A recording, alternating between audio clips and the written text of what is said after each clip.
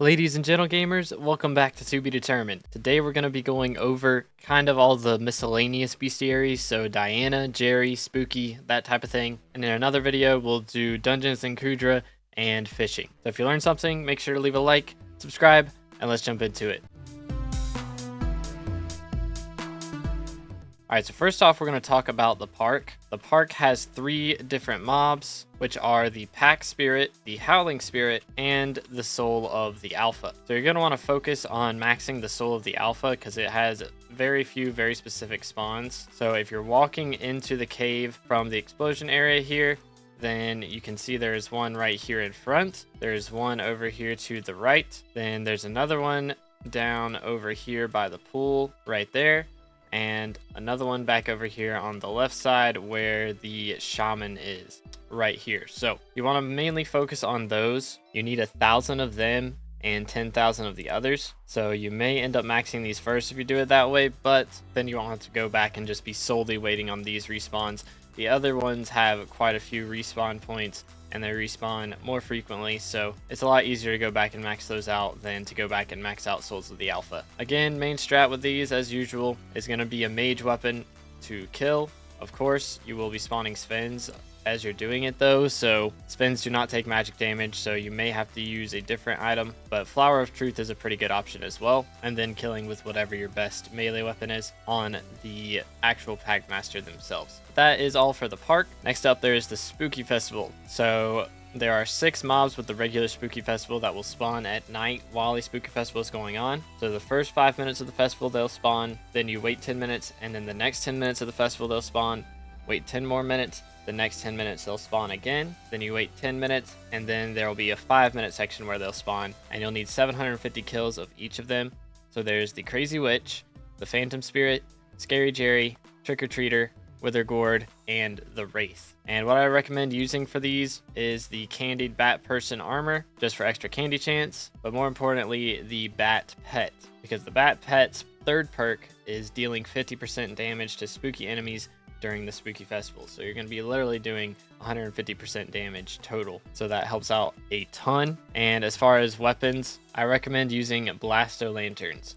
Blasto Lanterns can be made with pumpkin guts and 8 green candies to make 32 of them. So they can get a little bit expensive, but they deal 2 damage to spooky enemies, which with a Bat Pet will be 3 damage, and a lot of those enemies do take a decent amount of hits. And what will help you save money is to make sure that you are killing specifically the Wither Gourds, because the Wither Gourds do drop Blasto Lanterns when they're killed. So if you're focusing on these, then you'll get some of those Blasto Lanterns back. And I recommend doing this in the hub, specifically over in the wilderness area over by the fairy pond. Now there are specific spawns throughout this area for each mob. In this section here, it'll be mainly trick-or-treaters, crazy witches, and wither gourds, with I think the occasional Scary Jerry and Phantom Spirit. Over here there are a ton of crazy witches, wither gourds, I think 1 Scary Jerry spawn right over here, and some Phantom Spirits as well. You head back towards this section, there's more trick-or-treaters and Scary Jerrys, and there are wraiths back there as well, and there will be more wraiths over here too. So depending on what you're going for, if you're going for trick-or-treaters, Scary Jerrys, wither gourds, or wraiths, I recommend going over here. In this section right around here, you just kind of teleport between the spawns. There will be some wither gourd spawns back here, some Scary Jerrys and trick-or-treaters here, some Scary Jerrys back here, and some more over here, with wraiths throughout the majority of the area. And then there are a ton of crazy witches here. This is the main area for crazy witches, so I would mainly focus on those in this section if you're going for that.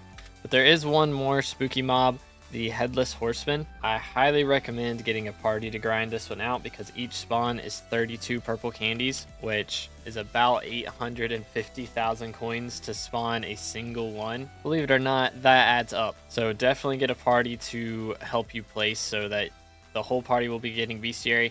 As far as where to spawn it, there are a couple of options. Over here in the graveyard, a lot of people will spawn it in this building right here with the Pat NPC. You can actually leap up here and spawn it right up top here, and then just be beating it up here. Have some people on the outside with mage weapons dealing damage, and some people in here doing melee or mage damage. But the area does fill up pretty quickly with the obsidian blocks, because after you kill it, a bunch of obsidian blocks appear, which will have all the loot on it. So it can be a little bit of a pain there. But another option is back here at the dark auction house. If you take some ender pearls, there is actually a way you can glitch in here still. So you can see the stairs section right here. This is probably the best spot to do it. You can do it at this spot right here, but if you just pearl into this 1 block gap right here and sprint at the same time, then there's a chance that you get in. Sometimes you won't, but see, sometimes you can just pearl straight in just like that. And then you can go down to the basement and do the same old strategy.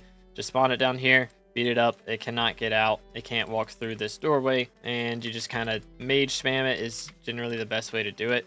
Melee damage isn't going to be as good. But running like a Hype or a Straya, you know, a wither weapon, as well as maybe a voodoo doll and a fire veil wand, things like that that are just going to deal a ton of damage, you'll be able to get through it pretty quickly, especially if you've got a party to do it with, because it is a boss. So you don't have to have only 6 people helping you kill it. You can have as many as you want, and everybody will get bestiary for it. So that one can go by pretty quickly. But if you don't want to actually pay for it yourself, generally right after spooky festivals, you can just warp into one of the top 3 hubs, and people will be spawning it over here in the gravel area. But the worst part about spawning this guy, he only spawns at night. So the second it becomes 7 a.m. or actually I think 6 a.m., you can no longer spawn him, and I think he will despawn if it reaches that point as well. So you kind of do 10 minutes of grinding and then 10 minutes of waiting before it to become nighttime, and then back to 10 minutes of grinding. It's a bit repetitive, a bit annoying, but it has to be done if you want all 500 of those kills. Next up, we have the mythological creatures, which require a ton of grinding, to be honest.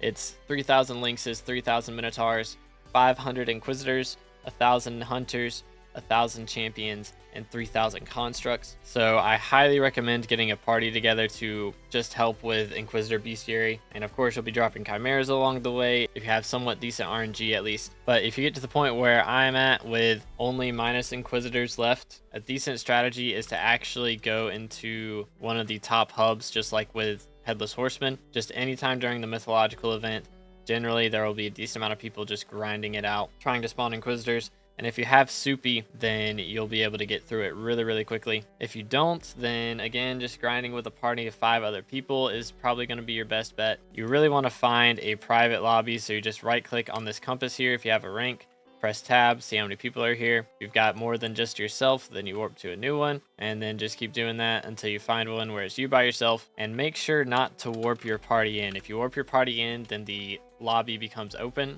and anybody can join it. Whereas if you have everyone go to their private island and then come back to the hub, they should teleport into your lobby without opening it. Again, if it does get up to 6 people, it may open. So a lot of people will do it with just 5 people for that reason alone. So yourself plus 4 other people. But having to warp around a little bit is generally going to be worth it for having that 1 extra person to help spawn inks. Now, of course, you are going to need a legendary griffin for this as well. So don't be trying to do this without a legendary griffin. You cannot spawn inquisitors unless you have a legendary, so that is a requirement. And what will help you with your RNG is to have some specific pet rules. So generally you're going to want 1 pet rule for whenever you dig up a burrow, and have that one set to your griffin pet. And then for whenever you kill a mythological creature right here, set that to your magic find pet. So if Griffin pet is your main magic find pet, then that's fine. You don't need any pet rules. But if you have a black cat, it's better to swap to that.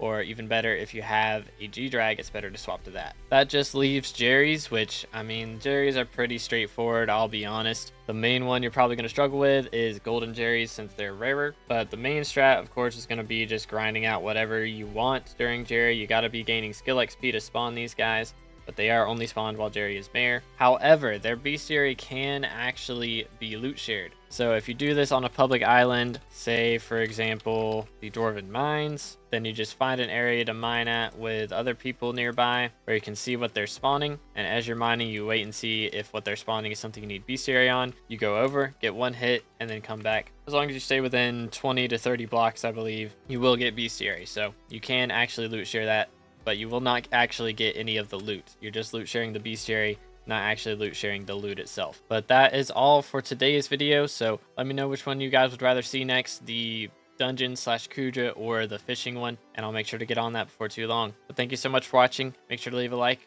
and subscribe if you enjoyed, and I will catch you in the next one. Have a great day, and God bless.